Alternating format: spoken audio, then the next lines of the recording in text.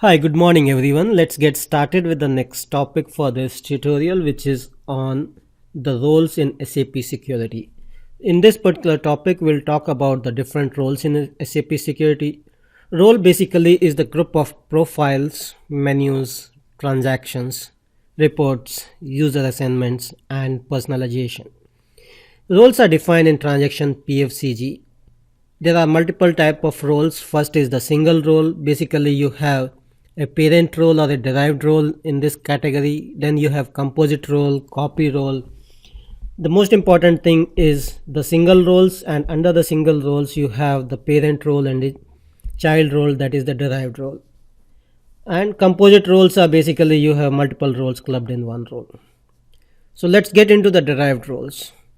The derived roles inherit the menu structure and the functions included, that is transactions, reports, web links, and so on, from the role referenced, or simply you can call as a parent role.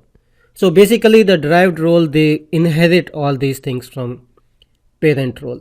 A role can only inherit menus and functions if no transaction codes have been assigned to it before. These are used to handle the security at organizational level. These are created for administrative purpose to minimize the maintenance. Derived roles specify the division or the unit for which the security can be provided. Derived roles are inherited from parent role, single role, generic role, deferred by these organizational levels. Derived role sometimes can be called as the child role.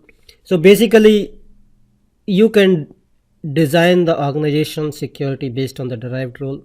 Say for example your company has multiple organizational structures, you have different departments, so you can have one type of role for one department, and based on the organizational levels, that is superior level, supervisor level, and worker level or administrative level, so you can create different categories within one department, that is senior management, and the working staff. So you can have these roles created, and say for example you have different divisions, like you have division for say west zone, north zone, south zone, and other different regions. So what you can do is you can create a reference role for one division and you can inherit it for other divisions, so you don't have to create them for the multiple divisions. So that is one key benefit of organizing roles using derived roles.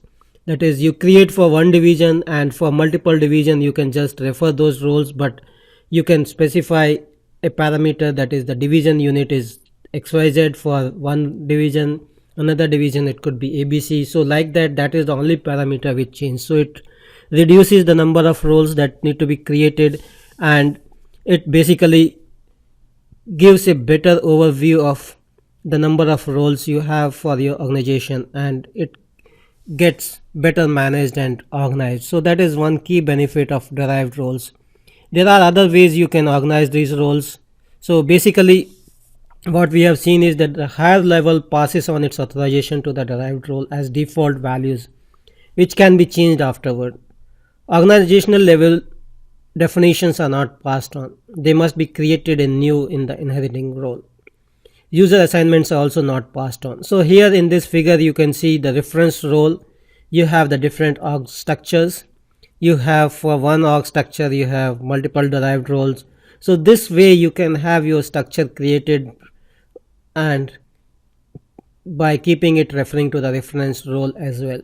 So as we have seen in the example, say for US different departments are there, different regions are there, and still you can have a single role which is designed, which has the objects and everything assigned, and it can keep referring to the base role. So let's see an example how we create the derived role. I am in the PFCG transaction and I am trying to create a single role based on the derived role concept. So I have clicked on the single role tab. Now in this screen basically you are creating a role. So here you can see the derived from role tab is there. So derived from role tab, basically it is telling that you are deriving the existing current role from an existing role, and here you can mention from which role this role is being derived.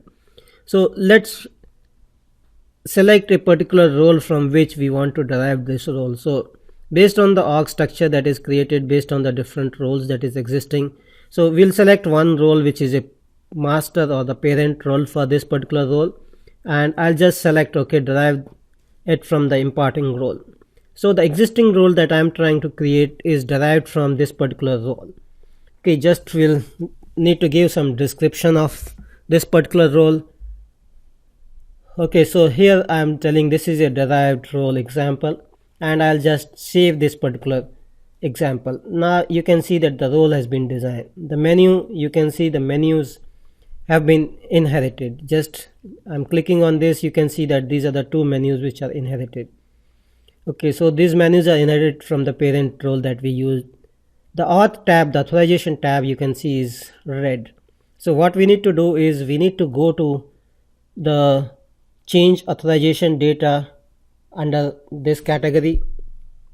Okay, here it is giving some message. We can just ignore this message. Basically this is just for populating the fields for the table. Okay, so that is about this particular thing. Now here you can see that the purchasing group, the purchasing organization, and the plant. So you can specify the value for a specific plant, for a specific purchasing group, for a specific purchasing organization. So that way you can refer your, so you have one parent role created, and you can create these roles for each plant, each organization group, each organization unit. So that is how you can refer these roles. Okay, so that is how you can design or refer these parent roles. So basically you can see you have different purchasing organizations, you have different plants. So for one specific, if you want to create, you can specify those values. Okay, so basically I have selected these roles, I have populated these values, and we are referring to our parent role. Now in this screen you can see that okay, this is what which has come from the derived role example. Now I will just click on this generate the red round tab, which is basically for generating.